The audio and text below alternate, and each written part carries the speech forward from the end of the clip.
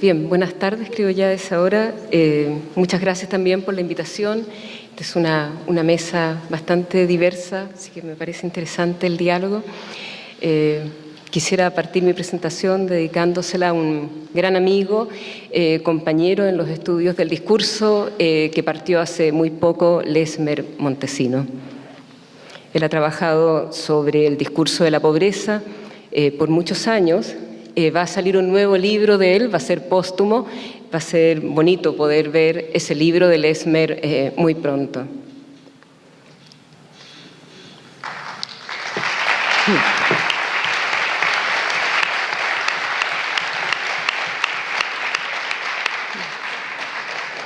Gracias. Lesmer escuchó ese aplauso cariñoso. A diferencia de otras presentaciones, para ajustarme con el tiempo, voy a leer. Permiso, ¿no? Nos pidieron pensar nuestra posición teórica como analistas del discurso y como tal quiero poder mostrar, poder compartir con ustedes algunas de las perspectivas que hemos ido cambiando de nombre, pero que básicamente es una perspectiva social, ideológica y semiótica. Me gustaría poder presentarla desde un punto de vista ontológico, epistémico, axiológico, para poder llegar a la parte más metodológica y que se inserta fundamentalmente en la investigación que hemos realizado en los últimos años junto con Claudio Pinuer y Rodrigo Enríquez en torno a la construcción discursiva del pasado reciente chileno, puntualmente de la violación de los derechos humanos cometidos por la dictadura civil-militar de Augusto Pinochet entre el año 73 y el 90, y en este último proyecto sobre la transmisión y construcción de la memoria por parte de las generaciones de niños y jóvenes en Chile y cómo se va construyendo también al interior de la sala de clase un proceso de historización de la memoria. Primero algo sobre el lenguaje, el discurso. Desde una perspectiva teórica y metodológica hemos abordado los estudios del discurso desde un enfoque social y semiótico, tomando en consideración su expresión multimodal. Asimismo, nuestro análisis se ha centrado en deconstruir las estrategias empleadas para instanciar los posicionamientos ideológicos de los discursos y las maneras en que se legitiman y deslegitiman posiciones sociales respecto de las memorias del pasado reciente chileno. Así, si consideramos que investigar sobre las manifestaciones discursivas de la transmisión de la memoria y de la historicidad de la memoria en una sociedad responden a un proceso complejo, nuestra perspectiva necesariamente debe incorporar categorías analíticas de otras teorías sociales, las cuales son observadas desde un prisma siempre semiótico en su realización discursiva. Desde una perspectiva axiológica, adscribimos las formulaciones tempranas de Halliday en cuanto a que el lenguaje y la sociedad se encuentran en una relación de mutua interdependencia, esto es, en una relación de influencia bidireccional. La realidad social es construida en parte por el lenguaje y el lenguaje va siendo construido por la realidad social. De este modo, consideramos el lenguaje y en particular el discurso en cuanto fenómeno semiótico asociado como una práctica social o de manera más específica como una práctica discursiva de esta práctica social. El sistema del lenguaje, en tanto cuarto orden semiótico, evoluciona con los sistemas sociales, biológicos y físicos, como ya dijera Halliday hace muchos años. El sistema de la lengua es concebido entonces como un sistema dinámico, abierto y como un conjunto de opciones para construir significados que se organizan internamente de manera sistemática. Se trata así de un sistema que es permeable, poroso a los cambios y a las transformaciones sociales. Estudiamos el discurso en tanto nos permite acceder a los fenómenos sociales desde su expresión discursiva. Esto implica necesariamente el movimiento recursivo entre los niveles de análisis más macro y abstractos y los niveles de análisis más micro y concretos. Este ir y venir es lo que por un lado le da sentido a un estudio del discurso y al mismo tiempo le plantea uno de sus mayores desafíos. Desde un punto de vista de una epistemología, ¿no?, de la construcción de la teoría, el cómo nos acercamos a una teoría. En concordancia con nuestra concepción del lenguaje y su imbricación con la realidad social, consideramos necesaria una aproximación funcional al estudio del mismo que privilegie la función sobre las realizaciones estructurales. De manera particular, adscribimos a la arquitectura teórica de la lingüística sistémico-funcional para abordar nuestros estudios discursivos. Esto implica organizar nuestro trabajo desde ciertos principios basales que gobiernan esta teoría, como la mirada metafuncional al lenguaje, la consideración estratificada tanto del lenguaje como de la teorización del contexto, y en consecuencia, o como consecuencia de esta última, los principios básicos de realización, de instanciación y principio axial. De manera crítica y siguiendo una distinción clave de Halliday, precisamos considerar la teoría del lenguaje y las descripciones de los lenguajes particulares de manera diferenciada. Así, si tomamos una postura teórica más desde arriba, podremos apreciar que las funciones tienden a ser compartidas de manera más amplia entre los lenguajes. En cambio, mirado desde las descripciones de lenguajes particulares, estos tienden a presentar diferencias que tensionan la teoría. Desde una perspectiva tipológica de la lingüística sistémico-funcional, es entonces importante, fundamental, distinguir las teorías lingüísticas de las descripciones. Esto es, la teoría como la teoría del lenguaje humano o de otros sistemas semióticos en general, y las descripciones como descripciones de lenguajes particulares, considerando la teoría y la descripción como recursos para construir lenguaje, teoría y lenguajes, descripciones. Y aquí cito a Caffarel y otros del 2004. Así, por ejemplo, en Martin 2017, él insiste en que la mal llamada teoría de la valoración no es en absoluto una teoría, sino una descripción de los recursos para construir valoración en inglés que operan en el nivel discursivo semántico. Martin se suma al planteamiento de Halliday en cuanto a la necesidad de que todo lingüista distinga entre lo que considera teoría, si bien toda descripción lingüística necesariamente está anclada teóricamente, y parafrasea ideas de Matheson y Nesbitt de 1966. Este es Martin parafraseando. No existe una descripción teóricamente neutra. Las descripciones que pretenden ser teóricamente neutras están simplemente asumiendo una teorización naturalizada y dada como un hecho.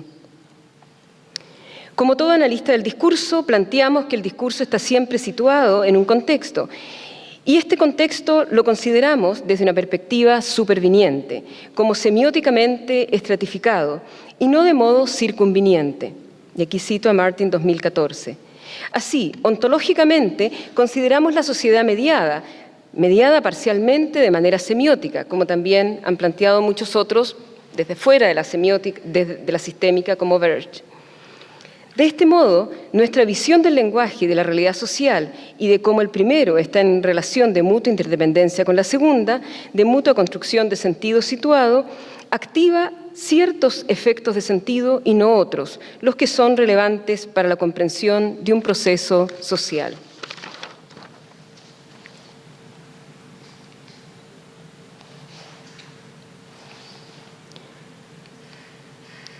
Desde una perspectiva axiológica, junto con un posicionamiento ontológico y epistémico, se suma otro de naturaleza axiológica, que en parte sitúa nuestro compromiso como analistas con la realidad social. Este posicionamiento axiológico no está divorciado de la posición ontológica y epistémica, sino que necesariamente debe articular estas dimensiones de una manera coherente en el quehacer investigativo. Por un lado, el tener una postura axiológica respecto de nuestro trabajo implica asumir un compromiso ético respecto de por qué investigamos, qué nos motiva, por qué queremos saber. Nuestra posición como analistas es siempre parcial, dado que como todo ser humano venimos cargados de una historia, de memorias, de experiencias personales, familiares y sociales. Por otro lado, asumir una orientación como analistas críticos y positivos del discurso implica comprometernos, aunque sea modestamente, por una sociedad más justa, más igualitaria, menos segregada y menos segregadora. ¿Por qué deseamos colaborar con una reflexión desde el discurso sobre los procesos de recordar y de olvidar el pasado reciente chileno, porque lo consideramos necesario, nos ayuda a entendernos, les da herramienta analítica a los estudiantes con quienes trabajamos, porque no queremos volver a vivirlo, responde al nunca más de muchas de nuestras sociedades latinoamericanas que exige mirarnos y reconocernos, sobre todo pensando en quienes les resta un largo trecho de participación ciudadana y política en el país. Es el lenguaje, es el discurso y es el mundo social en donde nos movemos. Frente a la necesidad del analista del discurso de iniciar su investigación desde una pregunta de carácter social, cultural, educativa, histórica u otra, esto es una pregunta que no es lingüística. Cabe interrogarse, ¿cómo se considera entonces, en este modelo superviniente, la mediación lingüística de un fenómeno social? Tomamos, por ejemplo, la opción circunviniente de Ruth Wodak para abordar los fenómenos de la memoria, del trauma de la memoria y de la transmisión de la memoria. Abordamos diferentes niveles de contexto histórico, psicológico, sociológico, como esta investigadora, y consideramos solo un nivel de análisis propiamente lingüístico. Aquí cito a Wodak, Richardson, Wodak y Meyer, entre otros. O tomamos, por ejemplo, el modelo tridimensional de Norman Fairclough, con diferentes niveles de abstracción y de realización entre las estructuras sociales y los eventos que él considera como textos. Una posibilidad es considerar que estas estructuras sociales, que permean toda realización en el lenguaje, atraviesan todos los estratos del contexto, como plantea Martin desde una perspectiva del contexto superviniente y semióticamente estratificado. Concepción compartida por Halliday en términos de la relación superviniente del contexto respecto del lenguaje, pero no en cuanto a la estratificación semiótica del mismo, como sí considera Martin siguiendo los postulados de una semiótica connotativa y denotativa de Jemslev, quien interpreta el lenguaje como un sistema estratificado de signos. Por lo tanto, hemos tenido que resolver preguntas como las siguientes. ¿Cómo integramos las teorías sobre la memoria, la transmisión de la memoria, a una teorización del lenguaje desde la arquitectura teórica de la lingüística sistémico-funcional? Una posibilidad es que ese estrato, que en términos muy amplios interpreta Martin como ideología, se especificara para poder reconstruir semióticamente un camino que la lingüística por sí sola no puede explicar. Y plantearnos, ¿qué significa recordar y olvidar el pasado reciente de violación a los derechos humanos para una tercera o cuarta generación de jóvenes chilenos? ¿Cómo podemos explorar estos significados desde el discurso? ¿Cómo se construye la historización de las memorias sociales de un pasado traumático en las clases de historia? ¿Cómo llegamos a establecer posicionamientos ideológicos en la representación de los diferentes actores sociales involucrados? Precisamos teorías sociales que nos colaboren con herramientas conceptuales para abordar los procesos de recordar y olvidar. Estas teorías, que obviamente no son lingüísticas, nos ayudan a comprender cómo se construyen sentidos a través del lenguaje. De este modo, las teorizaciones sobre la historia, la memoria y el trauma social de los pasados recientes latinoamericanos y de otras partes del mundo que se han elaborado desde la historia, la sociología, la psicología, la filosofía, permiten acceder desde perspectivas diacrónicas a procesos sociales complejos que operan en diferentes escalas sociales, locales, translocales, regionales. Por lo mismo, no es que estas estructuras sociales se circunscriban al lenguaje, ya que también lo construyen en sus diferentes niveles y dimensiones.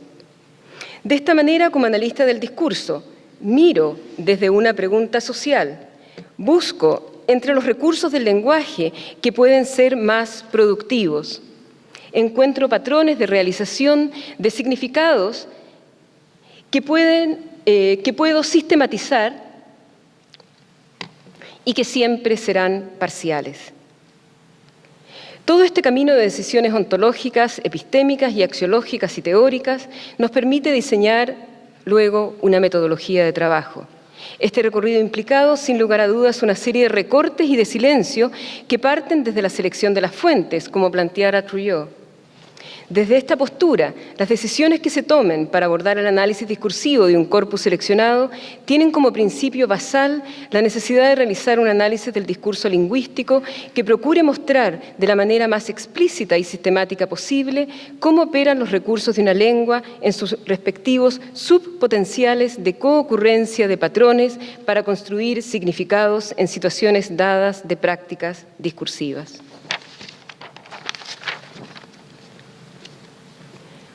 De esta manera, parte de nuestra investigación se sitúa en el nivel de las estructuras sociales, en el nivel de las ideologías, y así para poder comprender cómo se legitiman y deslegitiman posiciones en el espacio social estudiado, hemos considerado el despliegue de las ideologías dominantes de despolitización del acto de recordar, de las ideologías alternativas, de las ideologías de resistencia y las de naturaleza emancipatoria.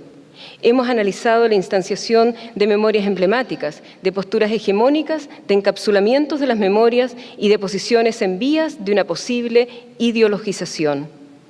Hemos considerado el lenguaje como una realidad social, atravesada por las preguntas sociales relativas a los posicionamientos ideológicos de construcción de las memorias personales, familiares, sociales e históricas.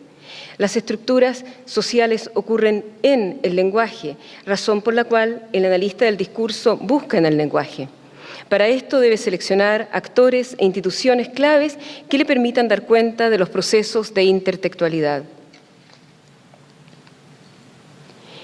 En el estudio social, ideológico y semiótico del discurso, hemos prestado especial atención al papel de las prosodias valorativas en la construcción de posicionamientos más o menos hegemónicos sobre el pasado reciente nacional de violación a los derechos humanos. En nuestra investigación, junto con Claudio Pinuer, hemos trabajado por más de 6 años explorando las posibilidades que el sistema de valoración, en el marco del aparato teórico de la lingüística sistémico-funcional, nos provee de herramientas, dado consideramos que es útil para poder interpretar discursos desde una perspectiva ideológica, no únicamente valoración, pero de una manera principal.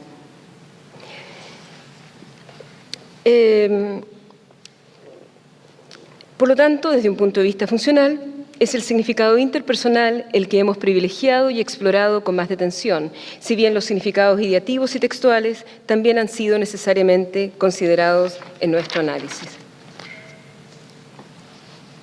Hemos definido las ideologías como conjuntos de valores y creencias que se transmiten de manera crítica mediante prácticas discursivas, las cuales generalmente, si bien no únicamente, toman forma de naturalizaciones que asisten intereses de los grupos más poderosos y hegemónicos de nuestras sociedades, con el objetivo de establecer y mantener relaciones de poder no equitativas. De este modo, las ideologías constituyen espacios de distribución desigual, o no necesariamente siempre desigual, de los recursos semióticos de una comunidad, así como también de reproducción de discursos hegemónicos y contrahegemónicos.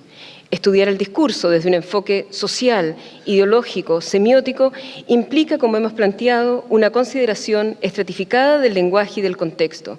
Solo de esta manera, esto es, siguiendo el principio de una meta redundancia, según el cual cada nivel redunda en el estrato más bajo, y así cada estrato, género, registro, discursivo semántico, la léxico-gramática y fonología, está hecho de patrones del nivel inmediatamente inferior.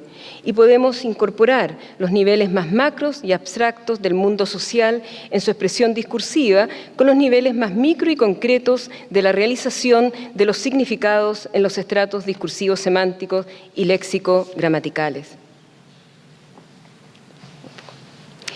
Esta noción de metarredundancia es clave para trabajar con el sistema de valoración, así como con otros sistemas, dado que ella permite el cambio de mirada desde una perspectiva gramatical de la evaluación hacia una perspectiva complementaria de mirar el léxico evaluativo a medida que un texto se despliega. Esto a su vez trae consecuencias para quienes como analistas del discurso consideramos el sistema de valoración, así como los otros sistemas, como una herramienta útil para explorar la realización de las ideologías en el discurso, dado que no basta con que nos posicionemos en el estrato de las realizaciones léxico-gramaticales, dado que los diferentes tipos de actitudes pueden realizarse mediante diferentes sistemas. Y como plantea Martin, aquí cito Martin 2007, Para capturar estas generalizaciones tenemos que movernos hacia un nivel de abstracción más arriba, esto es, al nivel discursivo semántico y dar espacio para la valoración o appraisal. Nos movemos, en otras palabras, desde el sueño del gramático a la pesadilla del analista del discurso. Ahí termino. Gracias.